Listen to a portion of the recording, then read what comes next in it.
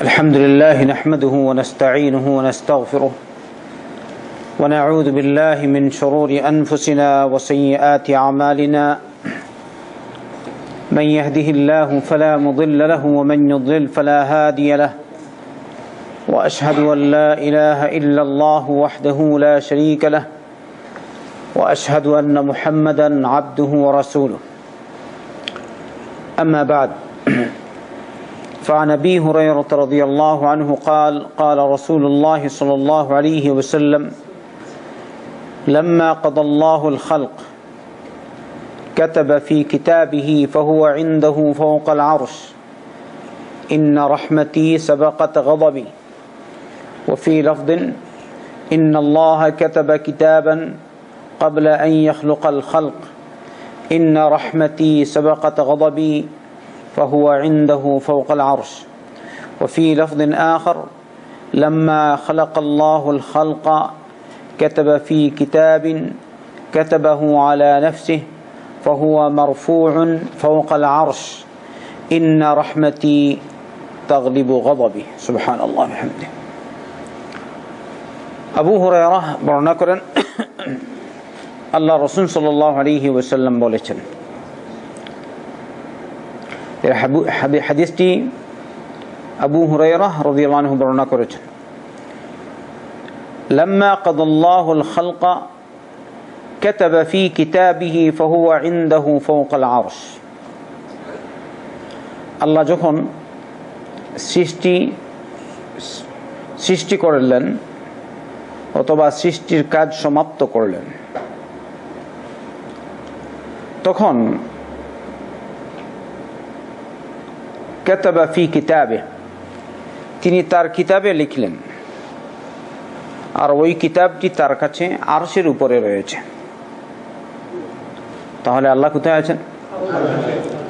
আর আরশে ওই কিতাব রয়েছে। সুবহানাল্লাহ। কি ইন্না রহমতি সাবাকাত গযবি, নিশ্চয় আমার রহমত আমার গজবের আগে চলে। যদি আল্লাহর রহমত আল্লাহর ক্রোধ আর রাগের আগে চলতো না, তাহলে পৃথিবীতে এইসব জালিমদেরকে আল্লাহ বিচরণ করতে দিতেন না, সব কয়টিকে একসাথে ধ্বংস করে দিতেন। চাই ছোট জালিম, চাই বড় জালিম, চাই নাস্তিক জালিম, যারা আল্লাহকে অস্বীকার করে সরাসরি আল্লাহর অস্তিত্বই মানে না, নাউযুবিল্লাহ, একটা জালিমকে আল্লাহ পৃথিবীতে বসবাস করতে দিতেন না, কিন্তু আল্লাহ তাদেরকে অবকাশ দেন। ইন্না রহমতি সাবাকাত গযবি। আল্লাহু আকবার। অন্য লফজে বা শব্দে আসছে ইন্নাল্লাহ কাতাবা কিতাবান قبل أن يخلق الخلق إن رحمتي سبقت غضبي فهو عنده فوق العرش।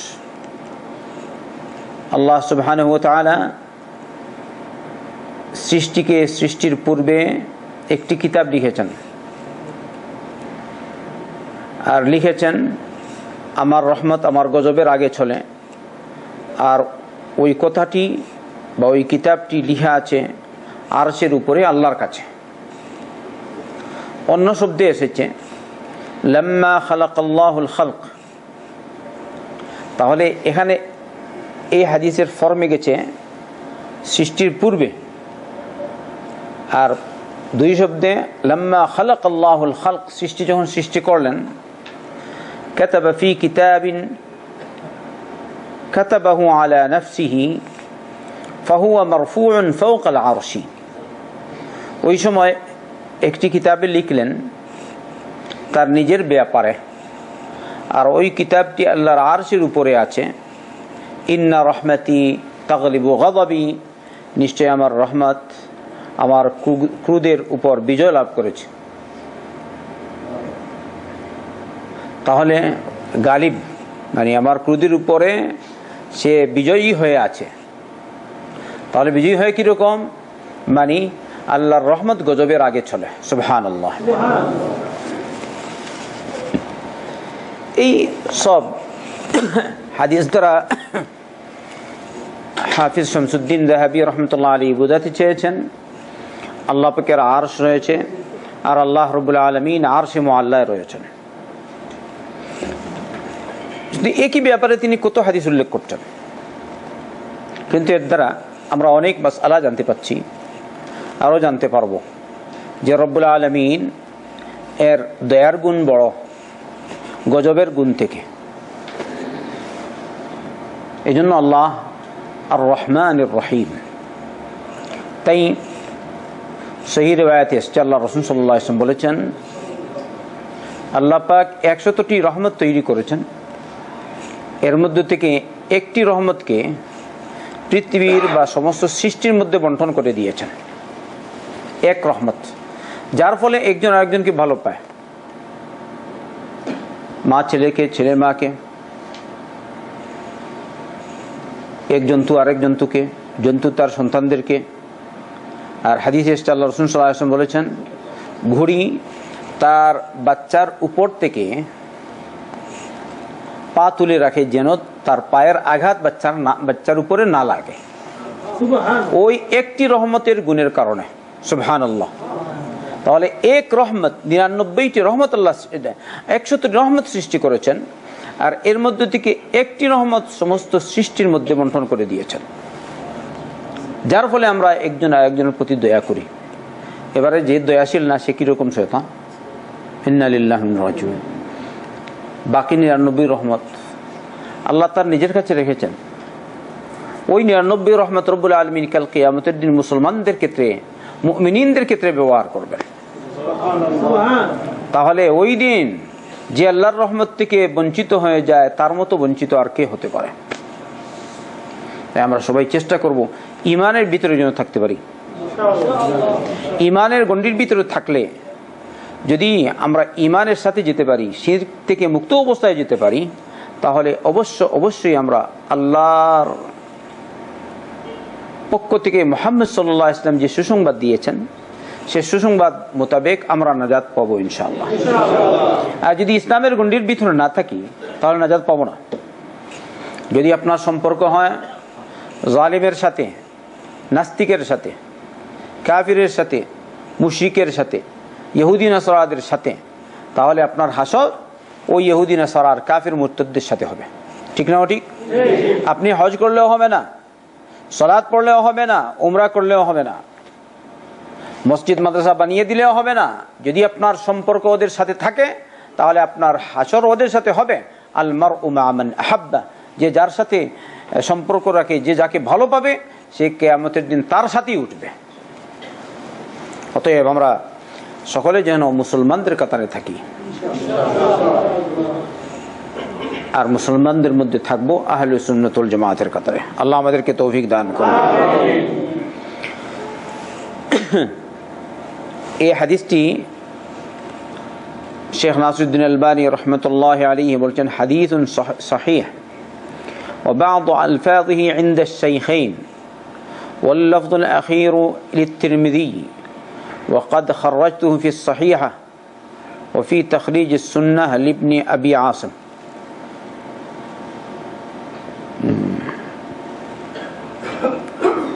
এরপরে হাদিস عن أبي بن كعب قال قال رسول الله صلى الله عليه وسلم يا أبا المنذر أي آية في كتاب الله أعظم؟ قلت الله ورسوله أعلم. فردد مرارا ثم قال أبي الله لا إله إلا هو الحي القيوم. فضرب صدري وقال ليهنك العلم أبا المنذر والذي نفسي بيده إن لهذه الآية لسانا وشفتين تقدم الملك عند ساق العرش. سبحان الله.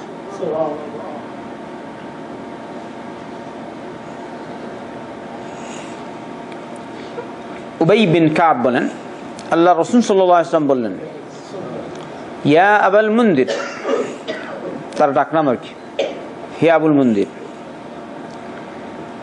আইয়ু আয়াতিন ফি কিতাবিল্লাহি আযম, আল্লাহর কিতাবে সবচেয়ে বেশি মর্যাদাশীল আয়াত কোনটি? আমি বললাম আল্লাহ তার রাসূল অধিক জানেন। তিনি ওই কথাটি কয়েকবার বললেন। তারপরে উবাই বলে উঠলেন, আল্লাহু লা ইলাহা ইল্লা হুয়াল হাইয়ুল কাইয়্যুম, অর্থাৎ আয়াতুল কুরসি। যখন উবাই বললেন আয়াতুল কুরসি, তখন আল্লাহ রাসূল সাল্লাল্লাহু আলাইহি ওয়াসাল্লাম তার বুকে হাত মেরে বললেন, লিয়াহনিকাল ইলমু আবুল মুনদির, ইলম তোমার জন্য শুভনীয় হোক। তারপর বলছেন, ওয়াল্লাযী নাফসি বিয়াদিহি ইন্না লিহাযিহিল আয়াতি লিসানান ওয়া শাফাতাইন, ওই সত্তার কসম যার হাতে রয়েছে আমার জান, আমার প্রাণ, এই আয়াতের একটি জিহ্বা আর দুই ঠোঁট আছে। এই আয়াতটি তুকাদ্দিসুল মালিকা ইনদা সাকিল আরশ, আরশের একটি খুঁটির কাছে এই আয়াতটি মালিক অর্থাৎ আল্লাহ রাব্বুল আলামিনের পবিত্রতা বর্ণনা করছে।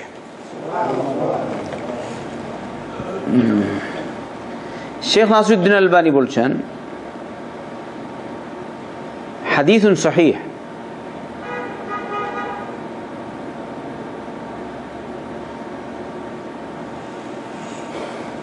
তাহলে এখানে হাফিজ শামসুদ্দিন যাহাবী উল্লেখ করলেন, তুকাদ্দিসুল মালিক ইনদা সাকিল আরশ, আরশের এক সাক বা কাণ্ড অথবা খুঁটির কাছে সে আল্লাহর মালিকের, যিনি আসল মালিক, যিনি আসল মালিক আমাদের, তার পবিত্রতা বর্ণনা করছে এই আয়াতুল কুরসি। অতএব আল্লাহ কোথায় আছেন বলেন তো? আরশে। মাশাআল্লাহ।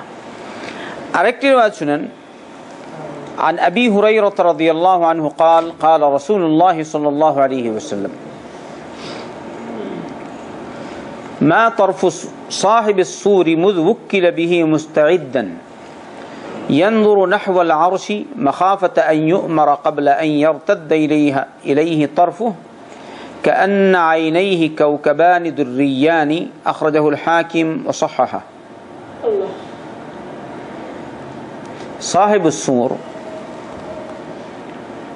সিঙ্গার সাথী অর্থাৎ ইসরাফিল আলাইহিস সালাম, যে ইসরাফিল আলাইহিস সালাম কাল কিয়ামতের দিন সিঙ্গায় ফুঁক দিবেন, তিনি হচ্ছেন সাহিবুস সূর। যেদিন তাকে এই দায়িত্ব দেওয়া হয়েছে যে তিনি সিঙ্গায় ফুঁক দিবেন, তখন থেকে তিনি আল্লাহর আরশের দিকে তাকিয়ে আছেন ওই সিঙ্গা হাতে নিয়ে। সুবহানাল্লাহ। তিনি তার দুই চোখ দিয়ে আল্লাহর আরশের দিকে তাকিয়ে আছেন। তার দুটি চোখ যেন উজ্জ্বল দুটি তারকা। তিনি পলক মারছেন না, চোখের পলক মারছেন না, এমনি তাকিয়ে আছেন। সুবহানাল্লাহ। কেন? তিনি অপেক্ষমান আছেন কোন সময় আল্লাহর আরশ থেকে অর্ডার আসবে সিঙ্গায় ফুঁক দিয়ে আর সিঙ্গায় ফুঁক দিবে। বলুন সুবহানাল্লাহ। কথাটা বুঝছেন? তিনি অপেক্ষমান ওই সিঙ্গা হাতে নিয়ে কোন সময় আল্লাহর পক্ষ থেকে নির্দেশ আসে আর ওই সময় তিনি সিঙ্গায় ফুঁক দিবেন।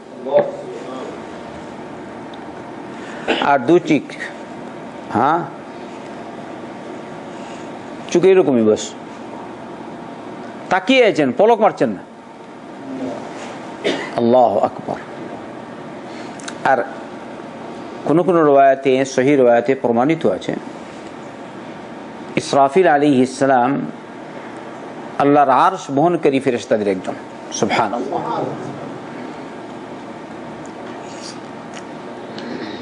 আল্লাহর আরশ।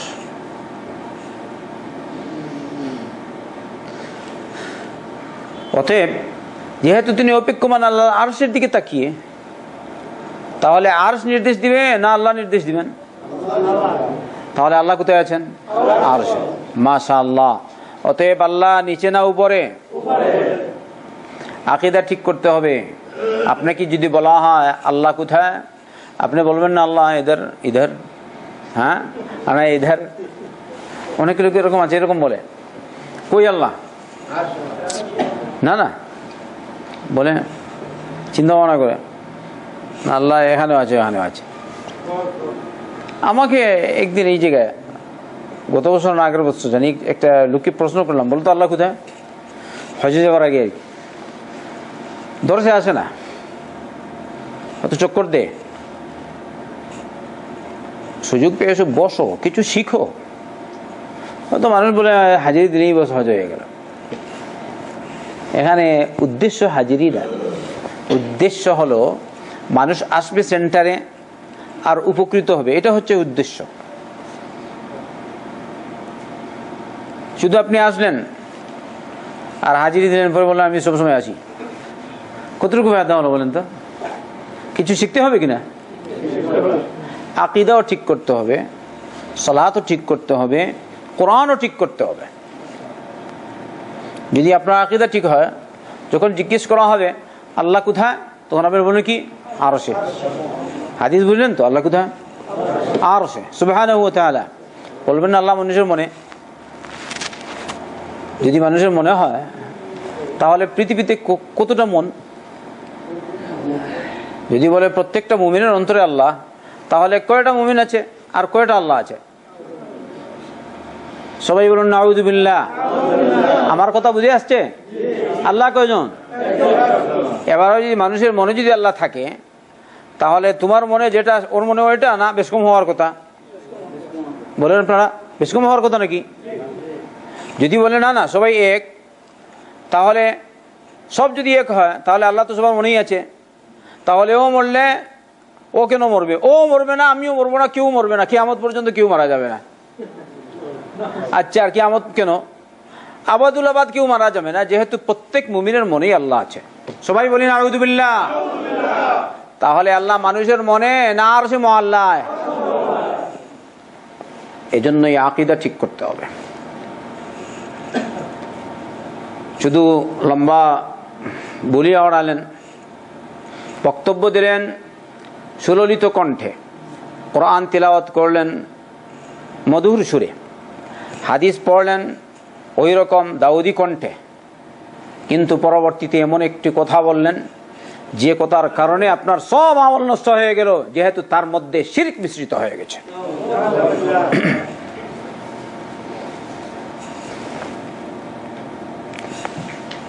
কণ্ঠশিল্পী অনেকই রয়েছে,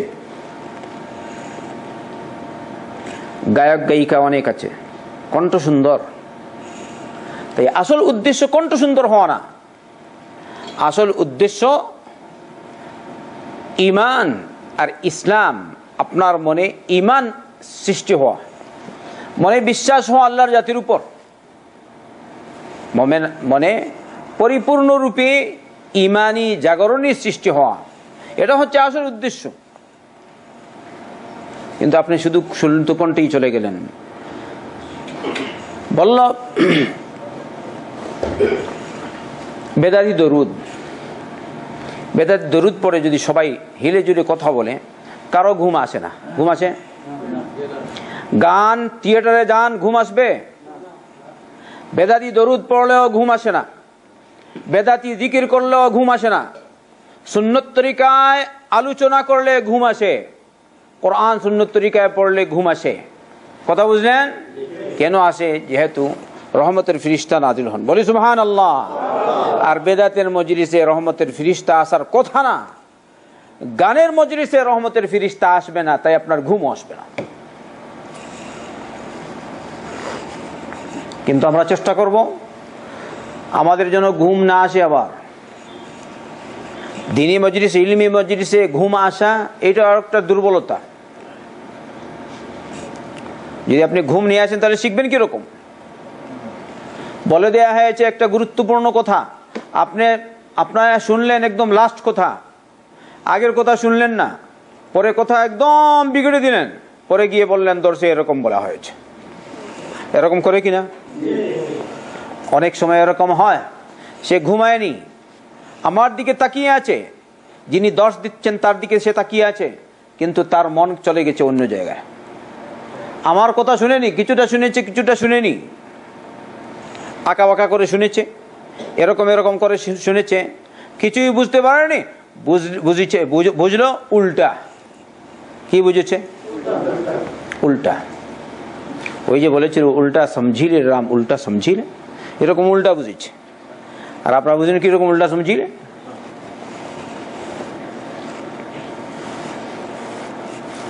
একটা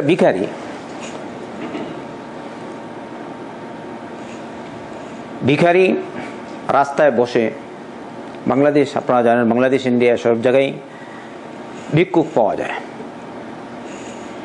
ভিক্ষুকের মান সব ভিক্ষুকের মান সমান হয় না, বিভিন্ন রকমের ভিক্ষুক হয়। আস্তাগফিরুল্লাহ আল-আযীম। ভিক্ষুক সব সমান হয় না। কেউ ভেলকি ভাজি করে ভিক্ষা করে, কেউ এরকম আর কিছু জানে না তো আল্লাহ বলে এরকম ভিক্ষা করে, কেউ কিছু বুঝে না তো এরকমই বাস, আর কেউ এরকম চক্কর দিয়ে এরকম এরকম করে নিজেকে পঙ্গু বানিয়ে, নাউজুবিল্লাহ, আসলে পঙ্গু না, সে পঙ্গু হয়ে গেছে, এবারে গান গেয়ে গেয়ে ভিক্ষা করে। আছে কিনা বাংলার মাটিতে? আবার কেউ অন্যরকম করে ভিক্ষা করে। সেদিন দেখলাম একটা ভিক্ষুক বড়, খুব বিচক্ষণ, তার হাতে রয়েছে পাখি, আল্লাহ আল্লাহ ভিক্ষা করছে, পাখি হচ্ছে তার হাতে, আর পাখি পয়সা নিয়ে আসে, পাখিকে সে পাঠায়, ওরা পয়সা হাতে রাখে, এরকম হাতে রাখলো পাখি, আর ওই লোকজন এরকম সে গান গায় আর বলে আমার এটা নেই, ও বলে ওখানে যা, ও নিয়ে আসে। মানুষ দেখছেন কত বিচক্ষণ, কত চতুর। মানুষের বাইরে তো মনে করবে কমপক্ষে আমার হাতের যে পয়সাটা ওইটা নিয়ে যাক, দেখি কিরকম নিতে পারে কিনা, ভালো লাগে না? সে হচ্ছে এরকম বিচক্ষণ বা চতুর ভিখারি। আচ্ছা, এই যে ভিখারি, এই যে ভিক্ষুক, সে কি করলো? সে বেশি বেশি এরকম গান গাইছে আর বলছে একটা ঘোড়া দিলা দে রে রাম, একটা ঘোড়া দিলা দে, একটা ঘোড়া দিলা দে। ও আচ্ছা, রাম কি ঘোড়া দে? কিন্তু তার কথা মোতাবেক রাম দে আর কি। হিন্দু। আস্তাগফিরুল্লাহ আল-আযীম। শিরক কিনা? কালকে জুম্মার পরে আপনারা যদি ক্লাসে থাকেন তাহলে কুল আউযু বিরাব্বিন নাসের তাফসীর শুনবেন ইনশাআল্লাহ। সবাইকে আহ্বান করছি আগামীকালের জুম্মার পরের দর্শে অংশগ্রহণ করার জন্য, উপকৃত হবেন বেশি ইনশাআল্লাহ তাআলা। শুনেন, সে বলছে একটা ঘোড়া দিলা দে, এসি যে একটা ওসি দিল তাকে এরকম বাড়ি একটা, তার ওই চাবুক দিয়ে, উঠ। বলছে কি হয়েছে জাহাপনা বা এরকম? ও বলছে আমার ওই দিকে একটা ঘোড়া আছে, ওখানে ওই ঘোড়ার বাচ্চাটা ওখানে নিয়ে দিয়ে আস। হ্যাঁ, এখন কি করবে? আবার উঠলো, বলছে ওখানে এরকম হাঁটিয়ে হাঁটিয়ে নিয়ে যাবে? বলছে না, ও বলছে কাঁধে তুল, তারপরে নিয়ে যা, ছোট একটা বাচ্চা, আর কি করবে এটা? এবারে বলছে কি, উল্টা সমঝিলে রে রাম, উল্টা সমঝিলে।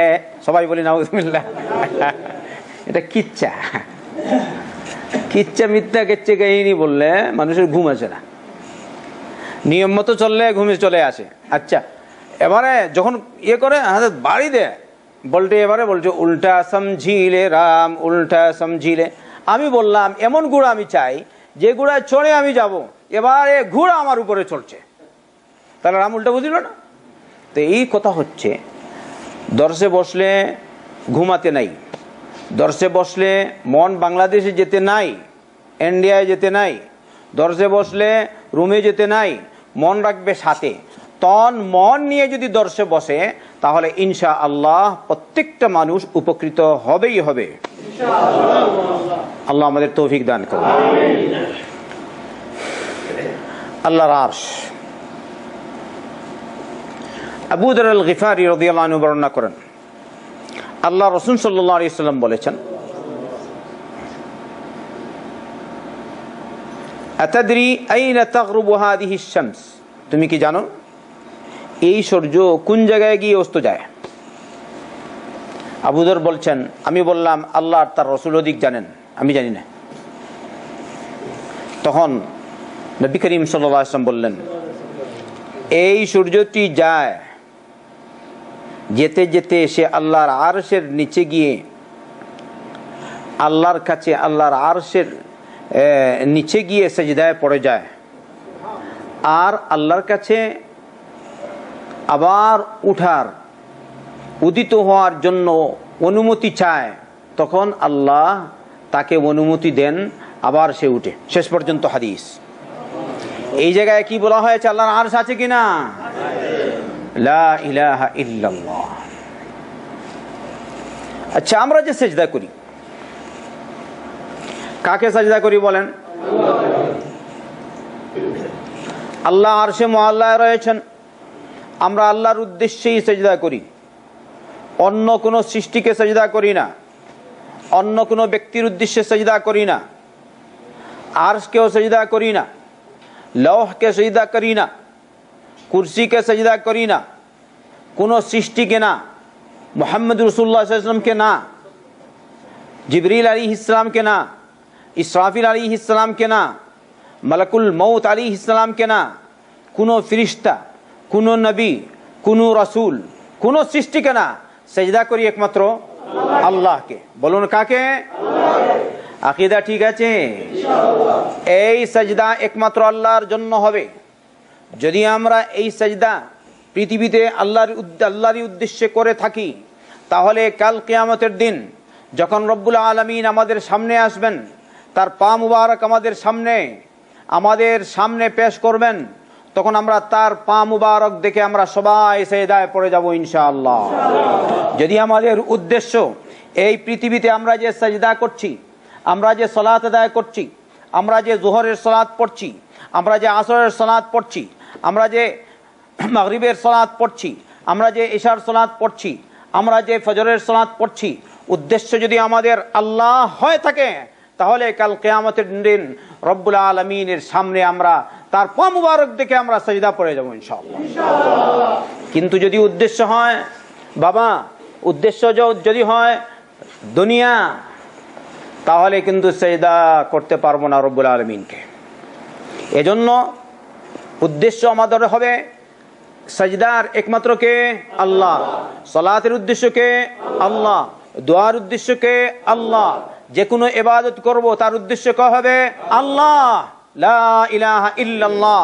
যদি আল্লাহর উদ্দেশ্যে সিজদা করে থাকি, তাহলে আমরা কাল কিয়ামতের দিন রব্বুল আলামিনকে সিজদা করব ইনশাআল্লাহ। আল্লাহ তুমি আমাদেরকে তৌফিক দাও। এই রিওয়ায়াতটি বুখারীতে এসেছে। দেখুন, আল্লাহ যে আরশে রয়েছেন, আল্লাহ যে উপরে রয়েছেন, তার আরেকটি দলিল আল্লাহ রাসূল সাল্লাল্লাহু আলাইহি ওয়াসাল্লাম কানা ইযা আমতারাতিস সামা হাসারা আন মানকিবাইহি হাত্তা ইউসিবাহুল মাতার। যখন আসমান থেকে বৃষ্টি পড়ত, তখন নবী করিম সাল্লাল্লাহু আলাইহি ওয়াসাল্লাম, অর্থাৎ সর্বপ্রথম যখন বৃষ্টি হতো, মৌসুমে প্রথম বৃষ্টি, তখন নবী করিম সাল্লাল্লাহু আলাইহি ওয়াসাল্লাম তার দুই কাঁধ মুবারক খুলে দিতেন, অর্থাৎ কাপড় সরিয়ে দিতেন, আর ওখানে বৃষ্টির পানি পড়ত। কিন্তু আমাদের অনেকেই এই সুন্নত জানে না। সুন্নত হলো কি, যখন প্রথমে মৌসুমের শুরুতে বৃষ্টি হয়, ওই সময় আপনার শরীরে আপনি বৃষ্টির পানি লাগাবেন, উপর থেকে বৃষ্টি পড়বে। তো আল্লাহ রাসূল সাল্লাল্লাহু আলাইহি ওয়াসাল্লাম এরকম করতেন, আর বলতেন ইন্নাহু হাদিসু আহদিম বিরাব্বিহি। এই বৃষ্টিটা এইমাত্র তার রবের পক্ষ থেকে এসেছে, সুবহানাল্লাহ, নতুন করে এসেছে। এই জন্য আমি চাই বৃষ্টি আমার উপর পড়ুক, কারণ রহমত। সুবহানাল্লাহ বিহামদিহি। তাহলে এই সুন্নতের উপর আমরা আমল করব ইনশাআল্লাহ। এই মৌসুম চলে গেছে, পরবর্তী মৌসুম, ঠিক আছে? আমি কিন্তু আমল করেছি, আল্লাহর শুকর, আলহামদুলিল্লাহ। আপনারা সবাই এই সুন্নতের উপর আমল করার চেষ্টা করবেন। এখানে দলিল কি, এই মাতর প্রথমে এসেছে, এই মাত্র নতুন করে এসেছে আল্লাহর পক্ষ থেকে, তাই এই রহমত, এই মাতর বা এই বৃষ্টি হচ্ছে রহমত। আমি চাই আমার শরীরের জন্য সর্বপ্রথম পড়ে, সুবহানাল্লাহ।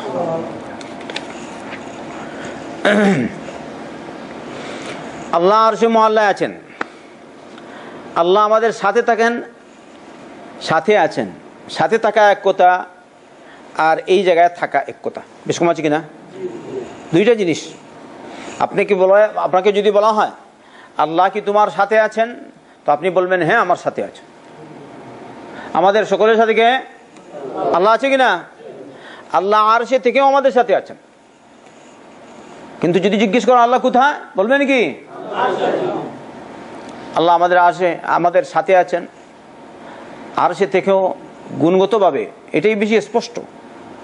আল্লাহ আমাদের রিজিক দিচ্ছে, আল্লাহ আমাদের কথা শুনছে, আল্লাহ আমাদের প্রয়োজন পূরণ করে দিচ্ছে, চাকুরি নাই চাকুরি মিলিয়ে দিচ্ছে, অসুস্থ হয়ে পড়েছি আল্লাহর কাছে ডাকলাম, আল্লাহ আমাকে শিফা দিল, তো আল্লাহ আমার সাথে না? তার উদাহরণ দেখুন।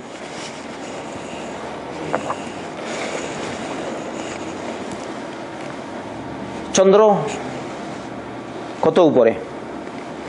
উপরে না নিচে?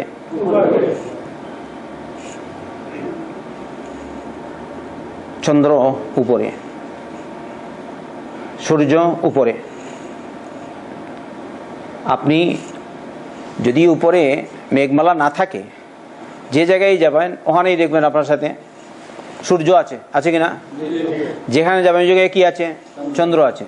কিন্তু চন্দ্র তো উপরে, হ্যাঁ সূর্য তো উপরে। আমরা আগে ছোটবেলা বাচ্চা থাকতে এরকম আমরা খেলা করিনি? যারা খেলা করিনি ওরা হয়তো এই জমানার মানুষ, বুঝছেন? এরা বেশ আরাম পায়নি। আর আমরা ছোটবেলা আমরা আরাম অনুভব করেছি, আনন্দ উপভোগ করতাম, ঠিক না? চাঁদনিমার রাত ছিল, জ্যোৎস্নাময় রাত ছিল, মাশাআল্লাহ কত সুন্দর লাগে। এখনই আপনি চন্দ্রের দিকে তাকিয়ে দেখুন কি অবস্থা। যারা একটু মফস্বল এরিয়া থাকে, যেখানে এরকম বিজলি বিদ্যুৎ নাই, ওই সব লোকজনকে জিজ্ঞেস করবেন চন্দ্রের দিকে তাকাতে কি কত আনন্দ লাগে, কত ভালো লাগে, ঠিক না? ঠিক। আপনি এই যে লাইট, বিদ্যুতের এই লাইটের দিকে তাকাচ্ছেন, কত আরাম লাগছে? আরাম লাগছে?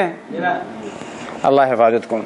চন্দ্রের দিকে তাকালেন রাত্রে, তারকারাজির দিকে তাকালেন রাত্রে, কি মাশাআল্লাহ, কি মধুর দৃশ্য। মনে হচ্ছে এই দৃশ্য যদি আমি দেখি আমার মধ্যে রোগ থাকলেও রোগ দূর হয়ে যাবে। সুবহানাল্লাহ। এরকম হয় কিনা আমাদের মধ্যে? কারণ মনের শান্তির সাথে, মনের সাথে অনেক কিছুর সম্পর্ক। মানসিক দুর্বলতার কারণে বেশিরভাগ রোগ সৃষ্টি হয়। আপনি যদি ডাক্তারকে জিজ্ঞেস করেন তা বলবে তারা। হালকা গ্যাস্ট্রিক হয়েছে, বলবে আপনার চিন্তা আছে বেশি, বলে কিনা? ব্লাড প্রেশার হলে বলে তো চিন্তা, ব্লাড প্রেশার তো চিন্তা বলেই, গ্যাস্ট্রিক হলেও বলে। সুবহানাল্লাহ। বেশিরভাগ রোগ মানুষের মনের কারণে হয়। তাই আমি যদি বলি চন্দ্রের দিকে তাকালে আমার মনটা ফ্রেশ হয়, তখন রোগ দূর হওয়ার সম্ভাবনা বেশি। এটা মিথ্যা বললাম না সত্য বললাম? ভালো করে বুঝতে হবে সত্য না মিথ্যা আনতেছু। এই জন্য আমি দেখেছি কোন এক বিদ্বান একবার লিখেছিলেন 80% রোগ বা এর থেকে অধিক রোগ মানুষের মনের কারণে সৃষ্টি হয়। আর এই মনের ব্যাধি দূর হওয়ার প্রধান মাধ্যম হচ্ছে আল্লাহর জিকির। সুবহানাল্লাহ। এ সম্পর্কে আপনি হাদিস শুনেন। عن أبي هريرة رضي الله عنه قال قال رسول الله صلى الله عليه وسلم يقول الله عز وجل أنا عند حسن ظن عبدي بي وأنا معه حين يذكرني فإن ذكرني في نفسه ذكرته في نفسي وإن ذكرني في ملأ ذكرته في ملأ خير منهم وإن اقترب إلي شبرا اقتربت إليه ذراعا وإن اقترب إلي ذراعا اقتربت إليه باعا وإن أتاني يمشي أتيته هرولة। আমার বান্দা আমার সাথে যেরকম ধারণা করবে সেরকমই আমি তার সাথে আচরণ করি। আপনি যদি ভালো ধারণা রাখেন আল্লাহর ক্ষেত্রে, তাহলে আল্লাহ আপনার ধারণা পূরণ করে দেবে। আর যদি আপনার ধারণা হয় অসৎ, লা হাওলা ওয়ালা কুওয়াতা ইল্লা বিল্লাহ। তাই কখনো কোনো বান্দা, কোনো ভাই, আমিও না আপনিও না, আল্লাহর ক্ষেত্রে যেন আমরা বদধারণা না করি, সবসময় যেন ভালো ধারণা করি। কি বলেন? বলুন ইনশাআল্লাহ। আনা ইনদা হুসনি যান্নি আবদি বি, আমার বান্দা আমার সাথে যে ভালো ধারণা করে ওই হিসেবে তার সাথে আমি থাকি। ওয়া আনা মাআহু হিনা ইয়াযকুরুনি, সে যখন আমার জিকির করে, আমার কথা বলে অথবা আমার কথা স্মরণ করে, তখন আমি তার সাথে থাকি। সুবহানাল্লাহ। ফাইন যাকারানি ফি নাফসিহি যাকারতুহু ফি নাফসি, সে যদি তার মনে মনে তার নফসে আমার জিকির করে, নিজে নিজে আমার কথা স্মরণ করে, তাহলে আমিও নিজে নিজে তার কথা স্মরণ করি। সুবহানাল্লাহ। আর সে যদি ওয়াইন যাকারানি ফি মালাইন যাকারতুহু ফি মালাইন খায়রিম মিনহুম, আর সে যদি কিছু সংখ্যক মানুষকে নিয়ে আমার কথা আলোচনা করে, তাহলে যে মজলিসে বসে সে আমার কথা আলোচনা করছে, আমি তার কথা তার মজলিসের থেকে উত্তম মজলিসে আমি তার কথা আলোচনা করি। আজকে এখানে আমরা বসে আছি, আল্লাহর কথাই তো বলছি না? সুবহানাল্লাহ। কতটা হাদিস শুনলেন? আউট গেছে নাকি একটাও? সব তো আল্লাহর ব্যাপারই। সুবহানাল্লাহ। আমরা আল্লাহর কথাই আলোচনা করছি, তাহলে আল্লাহর ফরমান মোতাবেক এটাকে বলা হয় হাদিসে কুদসি। আল্লাহ রাব্বুল আলামিন আমাদের কথা আরশে মুআল্লায়, ওখানে যেসব ফেরেশতা রয়েছেন ওদেরকে নিয়ে আমাদের কথা আলোচনা করছেন। বিশ্বাস থাকা উচিত, যেভাবে হাদিসে এসছে ওইসবই ইনশাআল্লাহ বিশ্বাস করলাম। আবার বিশ্বাস আছে?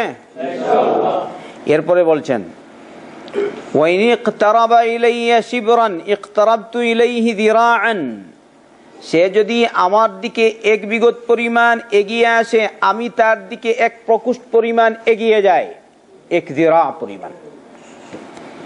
আর সে যদি আমার দিকে 1 যিরা বা 1 প্রকোষ্ঠ পরিমাণ এগিয়ে আসে, আমার কাছে আসে, তাহলে আমি তার দিকে 1 বা পরিমাণ, সম্পূর্ণ হাত এতটুকু পরিমাণ তার দিকে এগিয়ে যাই। সুবহানাল্লাহ। প্রায় 2 হাত। ওয়াইন আতানি ইয়ামশি আতাইতুহু হারওয়ালাতান, আর সে যদি আমার কাছে হেঁটে হেঁটে আসে, আমি তার দিকে দৌড়ে দৌড়ে আসি। হাদা হাদিসুন সহিহ। হাফিজ শামসুদ্দিন যাহাবী রাহমাতুল্লাহ আলাইহি করে বলেছেন এই হাদিসটি সহিহ। আর হাদিসটি সহিহ হবে না কেন? শেখ নাসিরুদ্দিন আলবানী বলছেন কুলতু আখরাজাহুল বুখারী ওয়া মুসলিম ওয়া আহমদ ওয়া সাহাহু তিরমিজি ওয়া লাহু ফিল মুসনাদ, শেষ পর্যন্ত। বুখারী মুসলিমের হাদিস। হাদিস সহিহ কিনা? আল্লাহু আকবার। এই জায়গায় হাফিজ শামসুদ্দিন যাহাবী একটা কথা বলেছেন ফীহি তাফরীকু বাইনাল কালামিন নাফসি ওয়াল কালামিল মাসমূ', ফাহুয়া তাআলা মুতাকাল্লিমুন বিহাযা ওয়া বিহাযা وهو الذي كلم موسى تكليما وناداه من جانب الطور وقربه نجيا। سبحان الله। এই হাদিসের মধ্যে রয়েছে 2 রকমের কালাম। একটা হচ্ছে আল্লাহ তা নিজে নিজে মনে মনে কথা বলেন, বুঝছেন তো? যদি মনে মনে বলে ওই হিসেবে তার নফস যেভাবে আছে, হাদিসে আসছে নফস মনের কথা নাই, নফসে নিজে নিজে কথা বলেন ভিতরে ভিতরে। আর আরেকটা আছে ওয়াল কালামিল মাসমূ', এমন কথা বলেন যেটা শোনা যায়। হাদিসে এরকম বলা হচ্ছে না? তাহলে আল্লাহ, আমরা যদি আল্লাহর কথা মনে মনে বলি, আল্লাহ বা নিজে নিজে বলি, আর নিজে নিজে আমরা মনে মনে বলবো, তাই না? আর আল্লাহ ওই সময় আমাদের কথা নিজে নিজে আলোচনা করেন, নফসে তার নফসে আলোচনা করেন। মন বলবো না, নফস শব্দ এখানে আবার কথা আছে আরেকটা, এই জন্য নফস বলাই ভালো যেভাবে এসছে। আচ্ছা, সামনে আসেন। আর যদি আমরা মানুষকে সামনে নিয়ে তার কথা আলোচনা করি, তখন রব্বুল আলামিন আমাদের এই মজলিসের চেয়ে উত্তম মজলিসে তিনি আমাদের কথা আলোচনা করেন। তাহলে যদি রব্বুল আলামিন যাদেরকে নিয়ে কথা বলছেন ওদেরকে যদি কথা না শুনান, তাহলে ওরা বুঝতে পারবে তার কথা? তাহলে একটা হচ্ছে আল কালামুন নফসি আর আরেকটা হচ্ছে আল কালামুল মাসমু'। রব্বুল আলামিন উভয় কালাম করেন, বলেন সুবহানাল্লাহ। কিন্তু কোন এক গোষ্ঠী আছে তারা মানতে চায় না, তারা বলে উদ্দেশ্য কালাম বলতে আল্লাহ যেটা মনে মনে বলে। এজন্য হাফিজ শামসুদ্দিন যাহাবী রাহমাতুল্লাহ আলাইহি ওই দলের জবাব দিলেন, বলেন এটা না, হাদিসটি ভালো করে বুঝো তোমরা, আমি ওই দলকে বেদাতি বলবো না। যদি অনেক উলামা বেদাতি বলেন, আমি বলবো ওরা যদি স্বেচ্ছায় বুঝেও যদি না বুঝার বাহান ধরে তাহলে বেদাতি, আর যদি বুঝে না, তাদের কাছে স্পষ্ট হয় না, তাহলে সেই অবস্থায় তাড়াতাড়ি আমরা বেদাতি বলবো না। তাইলে যারা বুঝেও বুঝেনি ওদের ক্ষেত্রে ওইটা প্রযোজ্য যে ওরা বেদাতি, ওরা মানতে চায় না আল্লাহ যে কথা বলেছেন সুবহানাল্লাহ, এটা যে আল্লাহর কালাম, সরাসরি আল্লাহর কালাম, এটা মানতে চায় না, ওই বেদাতি। লা হাওলা ওয়ালা কুওয়াতা ইল্লা বিল্লাহ। আল্লাহ সরাসরি কথা বলেছেন, ওই জায়গায় আল্লাহ ফেরেশতাদেরকে নিয়ে কথা বলেন, আলোচনা করেন আমাদের কথা, ফেরেশতারা শুনবে কিরকম বলেন তো? যদি আল্লাহ সরাসরি কথা না বলে তাহলে ফেরেশতা শুনবে? তাহলে আল্লাহ কথা বলে সুবহানাল্লাহ। আল্লাহর কালাম এটা আমাদের কাছে কালামুল্লাহ, লা ইলাহা ইল্লাল্লাহ। আপনি দেখুন হাফিজ শামসুদ্দিন যাহাবী রাহমাতুল্লাহ আলাইহি বলছেন রব্বুল আলামিন উভয় কালাম করেছেন, যেটাকে আমরা মনে মনে কালাম বলি, কিন্তু হাদিসে কি আছে কালাম নফসি, তার নফসে কথা বলেছেন। আর যেভাবে আমরা নিজেরা কথা বলি ওইটাও অনেক সময় আমরা মনে মনে কথা বলি কিনা, সংকল্প কি করব কিনা, এটা মনে মনে কথা। আর ওইটা কোনটা কথা, যেটা কথা বললাম, আমি আপনার সাথে কথা বলছি, আপনি আমার সাথে কথা বলছেন, এটা হচ্ছে কথা। উভয় কালাম করেছেন রব্বুল আলামিন। এজন্য আল্লাহ সুবহানাহু ওয়া তাআলা মূসা আলাইহিস সালামের সাথে সরাসরি কথা বলেছেন। কথা বললেন কিনা? এই যে কোরআনে কারীম আছে, সূরা তাহার শুরুতে, ঘটনা বলবো না,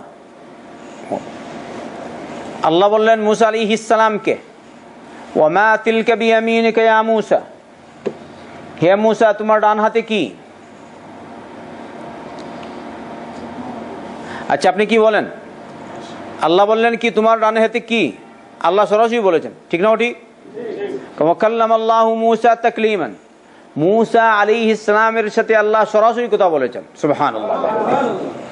কি রকম? অর্থাৎ কথা সরাসরি, কথা শুনতে পাচ্ছেন পর্দার আড়াল থেকে, সরাসরি তো আল্লাহকে দেখেনি, এই জন্য বলছি কথা হচ্ছে সরাসরি। মা তিলকা বিয়ামিনিকা ইয়া মূসা, এটা কি? ক্বালা হিয়া আসাই আতাওয়াক্কাউ আলাইহা ওয়া আহুশু বিহা আলা গনামি ওয়া লিয়া ফিহা মাআরিবু উখরা, এটা আমার লাঠি, এই লাঠি দিয়ে, লাঠির উপর ভর করে আমি চলি, আমার বকরির জন্য আমি পাতা ঝাড়ি, এছাড়া আমার আরো অনেক কাজ আছে। আল্লাহ বললেন একটা, তিনি উত্তর দিলেন তিনটা, বলেন সুবহানাল্লাহ। আল্লাহ কয়টা বললেন? আল্লাহ বললেন এটা কি? তো তিনি বললেন এটা আমার লাঠি, হয় না? তিনি আবার বললেন না, আতাওয়াক্কাউ আলাইহা ওয়া আহুশু বিহা আলা গনামি, পরে দেখলেন আরো যদি বলি তাহলে অসুবিধা হতে পারে, তাই বলে দিন ওলিয়া ফিহা মাআরিবু উখরা, আমার আরো অনেক কাজ আছে। কি বোঝা গেল?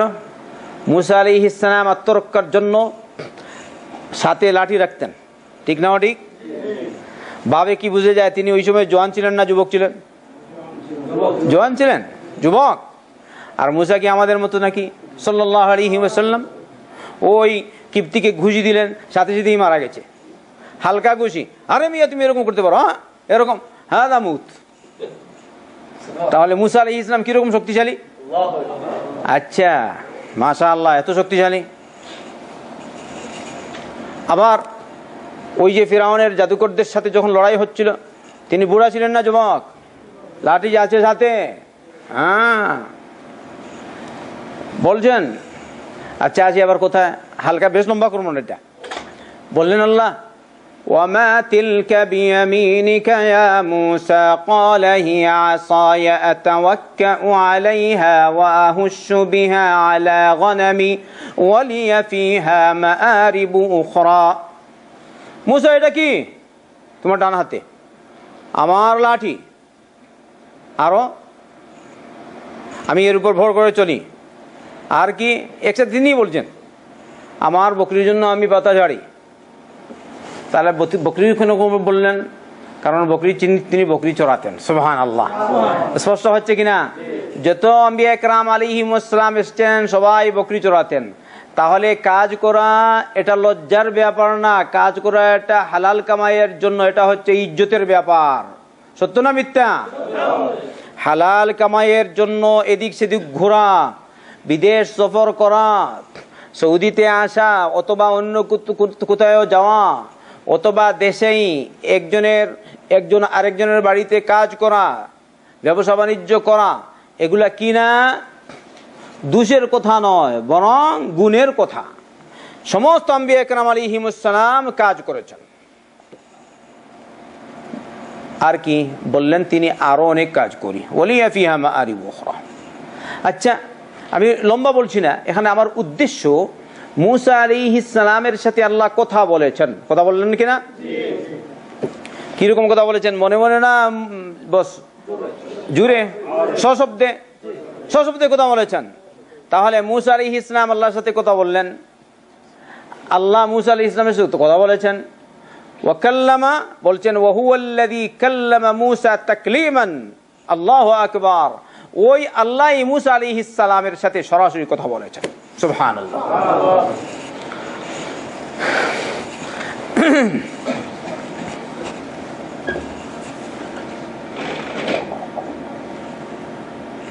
এই আয়াতটি পেশ করে বা এই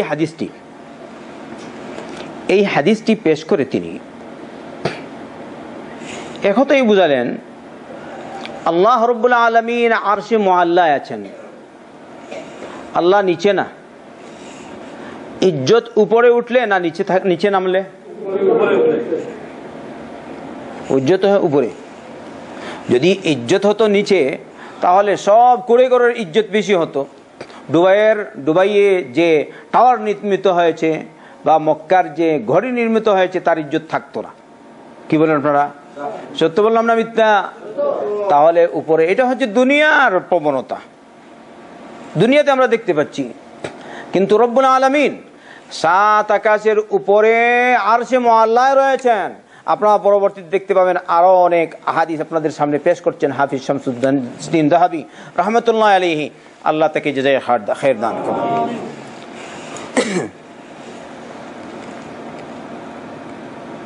তাই আমরা এই হাদিস থেকে পেলাম, আমরা মনে মনে জিকির করলে আল্লাহ আমাদের কথা মনে মনে আলোচনা করেন, নিজে নিজে আলোচনা করেন, তার নফসে আলোচনা করেন। আর যদি একসাথে মিলেমিশে আমরা জিকির করি, আমরা যেভাবে এর থেকে উত্তম মজলিসে, অর্থাৎ ফেরেশতাদের মজলিসে রব্বুল আলামিন আরশে মুআল্লায় আমাদের কথা আলোচনা করেন। সুবহানাল্লাহ। আবার আমরা যদি একটি এগিয়ে যাই এক বিগত পরিমাণ, তাহলে আল্লাহ এক জিরা পরিমাণ এগিয়ে যান। হ্যাঁ, এই হচ্ছে জিরা। সাধারণত আমরা এটা প্রকোষ্ঠ বলি। আর এক প্রকোষ্ঠ পরিমাণ যদি কেউ আল্লাহর দিকে এগিয়ে যায়, তাহলে রব্বুল আলামিন এক বা পরিমাণ, বাঘ হইতে একদম আঙ্গুলের শুরু থেকে নিয়ে এতটুকু হচ্ছে বা পরিমাণ, 2 হাত পরিমাণ আল্লাহ এগিয়ে আসেন। আর যদি আমাদের কেউ হেঁটে হেঁটে যায়, রব্বুল আলামিন হারওয়ালা মানে দৌড়ে দৌড়ে রব্বুল আলামিন আমাদের দিকে আসেন। এবারে কথা হচ্ছে আল্লাহ কিরকম দৌড়ে দৌড়ে আসে, ওই হ্যাঁ না, আমরা বলবো এগুলোর ব্যাখ্যা করব না, যেভাবে আছে ওইভাবে আমরা বিশ্বাস করবো। কথা বুঝছেন? কারণ আল্লাহ কিরকম আসেন ওইটা আমাদের প্রয়োজন নেই, যেভাবে আসছে হাদিসে ওইভাবে আমাদেরকে মানতে হবে। অতএব আহলুস সুন্নাত ওয়াল জামাআতের আকীদা, যেভাবে হাফিজ শামসুদ্দিন যাহাবী, হাফিজ ইবনে কাসীর রাহমাতুল্লাহ আলাইহি, কোরআন সুন্নাহর অনুসারী যারা, তারা উল্লেখ করেছেন, যেভাবে এসেছে কোরআন এবং সুন্নাহ ওইভাবেই আমরা মানি। এতে আমরা বিকল্প অর্থ গ্রহণ করি না বা অন্য অর্থ গ্রহণ করি না। তাই আসুন আমরা সবাই সহিহ আকীদা ঠিক করে আল্লাহর দিন মানার চেষ্টা করি। মুহাম্মদ রাসূলুল্লাহ সাল্লাল্লাহু আলাইহি ওয়াসাল্লামের তরিকায় আল্লাহ আমাদেরকে তৌফিক দান করুন।